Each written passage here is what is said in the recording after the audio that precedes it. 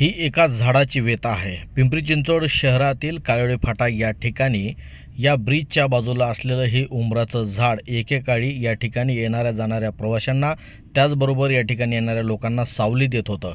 हे वृक्ष तोडण्यासाठी म्हणून परवानगी घेतली होती असं सांगितलं जात आहे, परंतु हे वृक्ष अशा पद्धतीनं पूर्णपणे वरून मुंडन करणं, हे जिवंत असलेलं झाड कशा पद्धतीनं मृत होईल अशी अवस्था या ठिकाणी शासन प्रशासनात असलेल्या लोकांनीच केली असं म्हणता येईल। या ठिकाणी हे झाड इथून तोडण्यासाठी ज्यांचे प्रयत्न झालेले आहेत, ही लोक देखील यामध्ये इन्वॉल्व आहेत। विकास करा, पण विकासासाठी आपल्याला ऑक्सिजन देणारं, सावली देणारं हे जर का झाड तोडत असतील तर हा फारच विचित्र प्रकार आहे।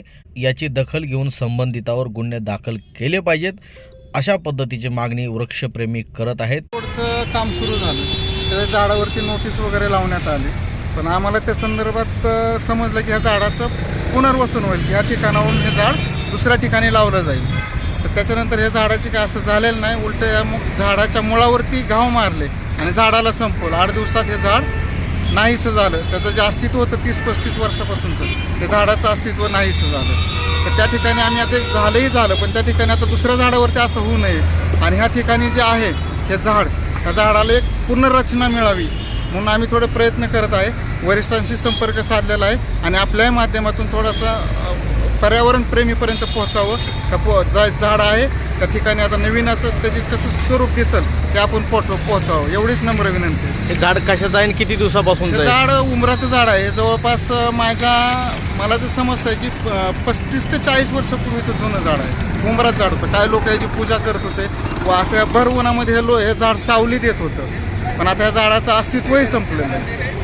काय कुणी बरं हे झाड नष्ट कुणी केलं किंवा कशासाठी केलं काय सांगता? आता लोकांना विकास हवा आहे, आता विकासाच्या नावाखाली जर झाडांची कत्तल होत असेल तर त्यांना आता काय त्यांनाही समजलं पाहिजे एक झाड हे विकासाच्या नावाखाली कत्तल आहे झाडांचे। तुम्हाला काय समजलं का, याची परवानगी वगैरे घेतली होती का? झाड परवानगी घेतली असं समजलं होतं आम्हाला, पण नंतर ना आता याचं काय परवानगी अशी होती की इथले सुपरवायझर आम्हाला बोलले होते की या झाड तिथून काढून दुसऱ्या ठिकाणी लावण्यात येईल, पण असं काहीच झालं ना। उलट हे झाड JCB चालवून मुळावरती गाव घालून संपवलं। दुसऱ्या ठिकाणी झाड लावलेली काय जागा दाखवली का, लावलंय का? नाही, असं काही लावलंय नाही, अशी जागाही दाखवलेली नाही आम्हाला। आम्ही पर्यावरणप्रेमी भरपूर याची वाट पाहिली, पण काय असं झालेलं नाही।